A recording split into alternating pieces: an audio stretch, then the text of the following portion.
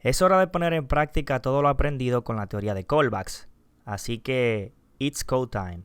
Para esto vamos a ir a nuestro editor de texto y vamos a comenzar creando una base de datos en memoria, que lo que va a ser un array. Así que le pondremos booksdb. Muy bien.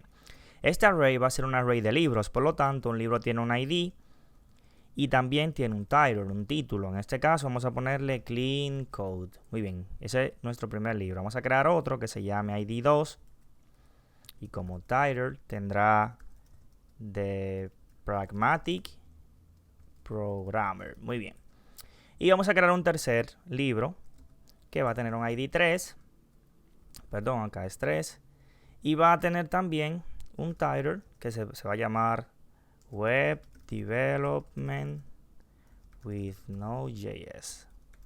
Muy bien, esos son nuestros 3 libros.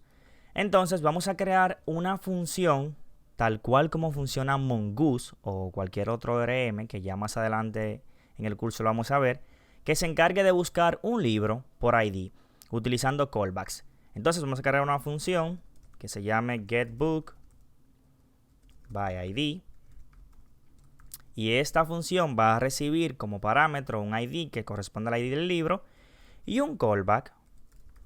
Muy bien, entonces, ¿qué va a suceder? Pues perfecto, lo primero que vamos a hacer es lo siguiente. Vamos a utilizar una función find de los arrays para buscar el libro que corresponda con ese ID. Y de hecho, esa misma función find recibe un callback como, o sea, le tenemos que pasar un callback como argumento. Así que vamos a inicializar, o sea, booksdb.find, me dice que esa función recibe un callback y le voy a pasar una función de flecha. Acá esta función de flecha va a recibir cada uno de los elementos del array y va a comparar por una condición dada. Y la condición que devuelva un true, pues es el elemento que me va a retornar. En este caso es un book, vamos a ponerle. Y vamos a simplemente retornar el book. Mi ID me ayuda y me dice, hey, mira, ese book tiene dos propiedades, un ID y un title. Perfecto, voy a seleccionar ID, voy a seleccionar triple igual y colocando el ID que recibo por parámetro, en este caso ID. Entonces, acá me va, si no se encuentra un ID, un libro que corresponda al ID que yo le paso, pues me va a almacenar un null. De lo contrario, me va a almacenar el objeto que contenga dicho libro. Muy bien. Entonces, yo voy a realizar una validación. Mira, si existe ese libro, o más bien, si no existe, niego con el operador de exclamación. En JavaScript es súper fácil porque puedo decir esto. Si esto es un valor que produce un truthly o un valor verdadero, pues se va a negar y no va a entrar. Pero si acá viene un null, cuando yo niego un null se convierte en un valor verdadero y pues sí se va a evaluar. Entonces, pues si no hay un libro, pues yo ejecuto mi callback, que esto va a ser una función, recordemos.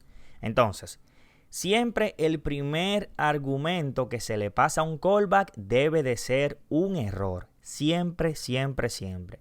Y el segundo parámetro puede ser la información y así sucesivamente, pero el primer corresponde a un error. Es decir, que si yo estoy ejecutando un callback y el primer parámetro es un valor nulo, pues significa que no hubo un error. Ahora, si el primer parámetro es diferente de null, pues sí hay un error. Entonces, para esto, vamos a declarar un objeto de tipo error, new error. Muy bien. Y los objetos de tipo errores tienen varias propiedades. En este caso me interesa message. Vamos a poner book not found. O sea, el libro no ha sido encontrado. Y como no hay un libro, como no ha sido encontrado, pues yo le voy a pasar ese error como primer parámetro y no lo voy a pasar más nada. Voy a llamar mi callback con un error. Muy bien. ¿Y qué sucede? Voy a retornar, de hecho, para que el flujo no continúe y la función salga inmediatamente. ¿Y qué sucede si encuentro un libro? Pues invoco mi callback nuevamente. Le paso como primer parámetro null porque sí encontré un libro y como segundo parámetro le paso mi objeto de tipo book que ha sido encontrado. Muy bien, eso ha sido todo ya. Entonces, ¿cómo yo ejecuto esta función? ¿Cómo tiene sentido para mí? Pues súper fácil. Podemos venir y decir, hey, mira, yo voy a ejecutar getBookById. Bien, me dice que como primer parámetro debo pasarle un ID. Pues yo quiero el libro número 2. Perfecto. Entonces, como segundo parámetro, recibe un callback. Tengo que pasarle como argumento una función. Pues vamos a aprovechar y pasar una función de flecha como hicimos acá con los arrays, con la función find de los arrays. Y voy a pasar una función de flecha. Esa función de flecha como primer parámetro puede recibir un error, pero también puede recibir un bug. En este caso, vamos a evaluar. Muy bien, entonces, una de las cosas que es tediosa de los callbacks es que siempre debemos evaluar si este error es diferente de null. Porque si es diferente de null, significa que todo ocurrió correctamente y por lo tanto mi segundo parámetro va a estar ahí, o sea, va a tener algún valor. Pues yo con un if perfectamente digo, si hay un error, si existe un error, pues entonces lo que voy a hacer es que voy a retornar un console log que me imprima la propiedad message de ese error. Pero si no hubo un error, significa que mi libro está. Por lo tanto, yo podría perfectamente retornar otro console log de mi objeto book. Entonces, si abrimos nuestra consola y ejecutamos nuestro archivo index, como yo le estoy pasando un ID número 2 y ese ID perfectamente existe para el libro de Pragmatic Programmer, pues eso debería de acá imprimirme esta línea de código, la número 32, y ejecutarme, mostrarme en consola mi objeto. Entonces vamos a ver. Y efectivamente ocurrió, pasó. Pero ¿qué sucede si yo paso, por ejemplo, el 20, que es un ID que no existe, lo sabemos? Pues me dice, hey, book not found. Y es porque perfectamente estoy manejando mi error y le estoy imprimiendo la propiedad message de mi objeto error. Entonces, básicamente, de eso se tratan los callbacks. Es muy común utilizarlo en Node.js cuando estamos, por ejemplo, manejando el file system para leer o escribir algún archivo.